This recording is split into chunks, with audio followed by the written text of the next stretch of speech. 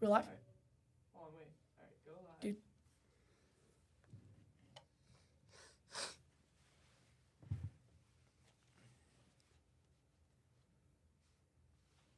All right. Hello and welcome to the first episode of Beyond the Bible. I'm Reese, I'm Riley. I'm James. And I'm Nolan. and today we're going to be talking about a few topics. We're going to start with the transfiguration on the mountain, then the exorcism of the possessed boy, and the denunciation of the scribes. So without further ado, the transfiguration of the mountain is a summary is going to be read by James. So Jesus was on a mountain with Peter, James, and John. A miracle happened, and he was in glowing white attire, and with him were Moses and Elijah at his sides. And so the important parts of this story are when Jesus told the apostles not to tell anybody what happened, which is known as the Messianic secret, which we've kind of learned about in theology class. Now, what's that mean?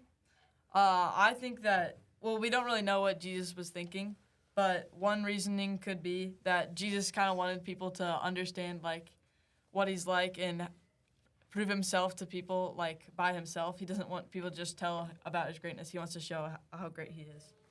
And then another great point is Jesus compares himself to Moses and Elijah, which are at, like, his right and left hands when he appears in, like, the glowing white. And they were leaders that were accepted by their people, but the Messiah must be rejected. All right. So the lessons, like, what would you say the lessons from this are? So I'd say that one of the lessons is emphasizes the coming of heaven, because it shows like a bunch of holy people, and we kind of associate heaven with like high up and like glowing white, and that's kind of characterized by all the things we got here.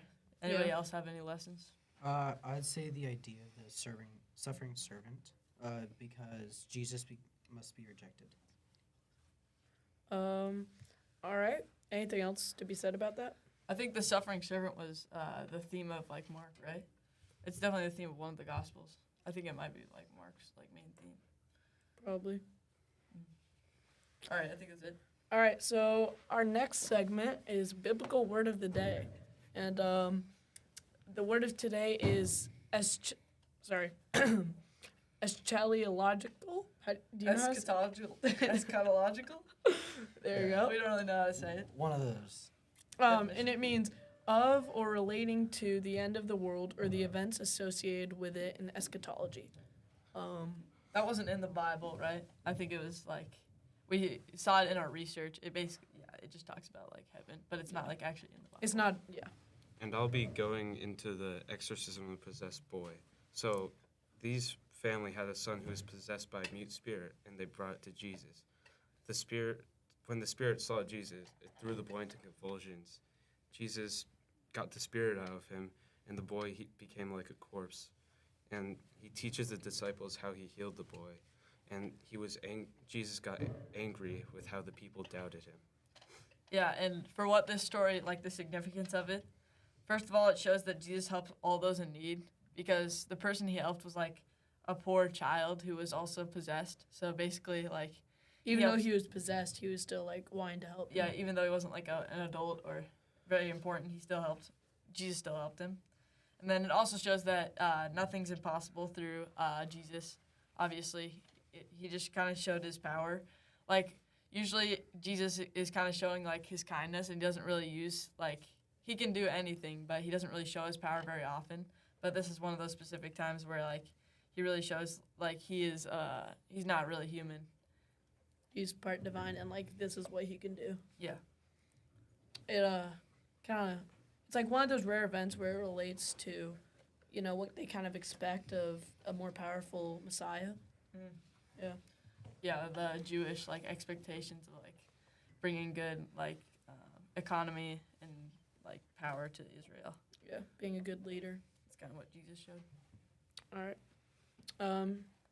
Is that it for that segment, or do you guys have anything to add?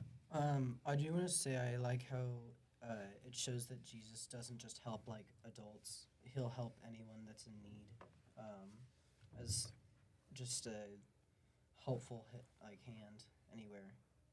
Yeah, I feel like usually, like, pictures of Jesus, there's a lot of them that are, like, children are coming around him. I think that this kind of contributes to that. Definitely. Mhm. All right, so let's move on to biblical verse of the day. Mark 10:27. Just look at them and said when man is just look at them and said when man it is impossible, but not with God, for all things are possible with God. So I think this kind of just talks about how anything's possible through God. I mean, it's literally said that, but it's a perfect way to say it. I Yeah, feel that's kind of what we went over with like what we just talked about with the possession, and also I think it said Jesus looked at them, not just looked at them. But yeah. So I'll be covering the next topic we're going on to is the denunciation of scribes. I'll be covering that. The summary was it was about how Jesus rebuked the false teachers of law and warned against them and pretty much cleaned up the temple. And I think the meaning is don't like blindly follow people and think for yourself, like have a mind of your own. And don't be a Christian just for show, be a Christian for faith. Like helping others is a good one, like Jesus would. And just helping in general and being generous and giving. Yeah, I think even though it's really short, it's only like 3 verses, and it's only about like a palm's width on a paper, but it really I think shows. it's powerful. Yeah, Really it's powerful. pretty powerful. Like I think a problem today is like many people like they might say they're a Christian, but like they might not go to Sunday mass or like reconciliation. So I think it kind of emphasizes like how we need to take full responsibility of being Christian, and not just being like I'm a Christian, I'm gonna say that so I don't seem like a bad person or like I'm not, or so I don't seem like I'm lazy or anything like that. And I mean, the other way too, a lot of Christians are like kind of scared to say they're Christian because, I don't know, they won't fit in, something like that. Yeah, like the opposite, where they actually Yeah. don't want to say they're Christian. I feel like that happens less at prep though, because like everybody's. It's more inclusive. Yeah, more familiar. I do like what James said about don't follow people like blindly. Have your own wit. Don't let people say you have to do this job. Think for yourself. You don't have to have people telling you what to do all the time. Make your own decisions. Yeah, it's your life. Live it how you want. Lead your People- own path. Yeah, Think lead that's your a own saying? path. Yeah. Even though people might think like you're silly for what you're doing, if you like it and you enjoy it, go forward with it. Work towards your goals. Don't go for the goals that people have for you. Yeah, but I do think like you still should listen to like the good teachers. Like this is kind of about like false teachers. So maybe like a teacher you don't like or something like in school, but like your parents probably are looking out for you, so you should still listen to them and stuff like that. Yeah, so like guardians and people who are actually trying to help you, you should listen. But In Yeah. this case, it was like false teachers. yeah. Okay, so that'll be it for all the scriptures we're covering in our segments. But for a recap of the episode, this is our first episode, so we kind of gave people a taste of what our podcast is going to be like. Then we went into the Transfiguration and taught what it taught us about Jesus and eschatology, which was our word of the day, and it was about Jesus on the Mount and Moses and Elijah and how it emphasized the kingdom of heaven.